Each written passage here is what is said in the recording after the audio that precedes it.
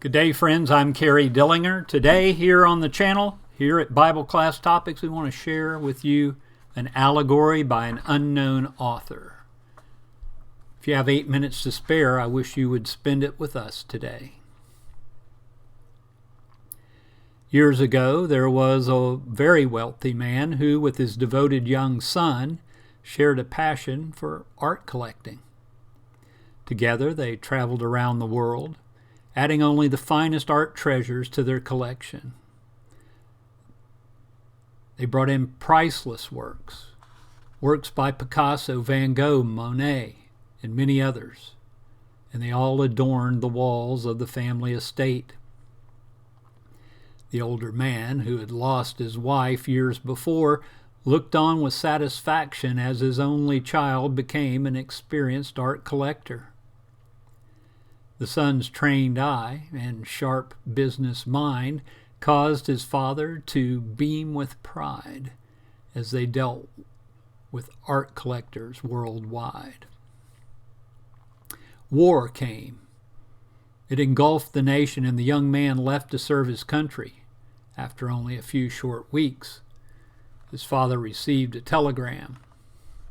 His beloved son was missing in action. The art collector anxiously awaited more news and fearing he would never see his son again. Within days, his fears were confirmed. The young man had died while rushing a fellow soldier to a medic. Distraught and lonely, the old man faced his son's upcoming birthday with anguish and sadness. On his son's birthday morning, a knock on the door awakened the depressed old man. As he walked to the door, the art masterpieces on the walls only reminded him that his son was never coming home. As he opened the door, he was greeted by a soldier with a large package in his hand. He introduced himself to the man by saying, "I was your son's friend. I was the one he was rescuing when he died. May I come in a few moments? I have something I would love to show you." As the two began to talk, the soldier told of how the man's son had told everyone of his, not to mention his father's, love of fine art. "I too am an artist," said the soldier, "and I want to give you this." As the old man unwrapped the package, the paper gave way to reveal a portrait of the man's son. Though the world would never consider it the work of a genius, the painting was full of precious detail. Overcome with emotion, the man thanked the soldier, promising to hang the picture above the fireplace. A few hours later, after the soldier had departed, the old man set about his task. True to his word, the painting went above the fireplace, pushing aside thousands of dollars of paintings. And then the man sat in his chair and spent the day gazing at the gift he had been given. During the days and weeks that followed, the man realized that even though his son was no longer with him, the boy's life would live on because of those he had touched. He would soon learn that his son had rescued dozens of wounded soldiers before a bullet stilled his caring heart. As the story of his son's gallantry continued to reach him, fatherly pride and satisfaction began to ease his grief. The painting of his son soon became his most prized possession, far eclipsing any interest in the pieces for which museums around the world clamored. He told his neighbors, "This painting of my son is the greatest gift I've ever received." In the spring of that same year, the old man became ill and passed away. The art world, meanwhile, was in anticipation. With the collector's passing and his only son dead, they felt sure those paintings would be sold at auction.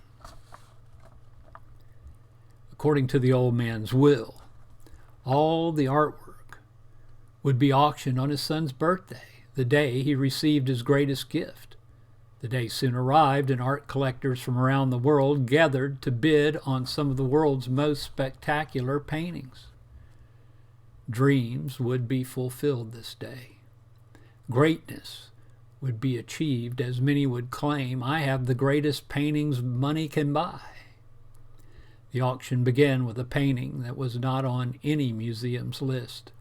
It was the painting of the man's son. The auctioneer asked for an opening bid. The room was silent. Who will open the bid with $100, he asked. Minutes passed. No one spoke. From the back of the room came, who cares about that painting? It's just a picture of his son. Let's forget about that and let's move on to the good stuff. More voices echoed in agreement. No, the auctioneer replied, we must sell this painting first. Now who will take the son? Finally, one of the old man's former employees spoke up. I have very little money. I actually only have $10 with me today. I knew that boy, so I came here out of respect for him and his father.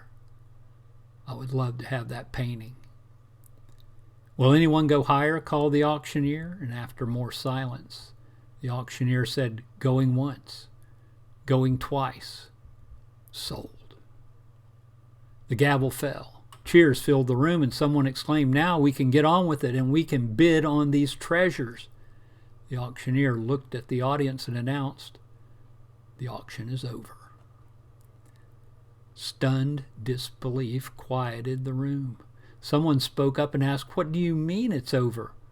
We didn't come here today for a painting of some old guy's son. What about these other marvelous paintings? There are millions of dollars worth of art here. I demand that you explain what's going on. The auctioneer replied, it's very simple. According to the Father's will, whoever takes the Son gets it all. It does put things in perspective, doesn't it? Just as those art collectors discovered on that day, the message is still the same, the love of a father whose greatest joy came from his son, who went away and gave his life, rescuing others. And because of that father's love, whoever takes the Son gets it all. Jesus Christ said this in John 14, verse 6, I am the way and the truth and the life. No one comes to the Father except through me.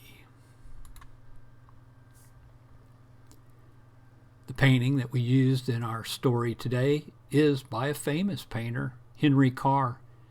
He was known for going into war zones and painting pictures of the soldiers. Here he is portrayed a Cockney soldier, perhaps from World War I or perhaps World War II. That photo, or that, I should say, that painting is in the public domain, so we've used it here today as our illustration. Thank you for joining me for these 8 minutes. Please like and share this video if it's touched your heart the way it has touched mine. We hope to see you again soon here at Bible Class Topics. Until then, may God bless.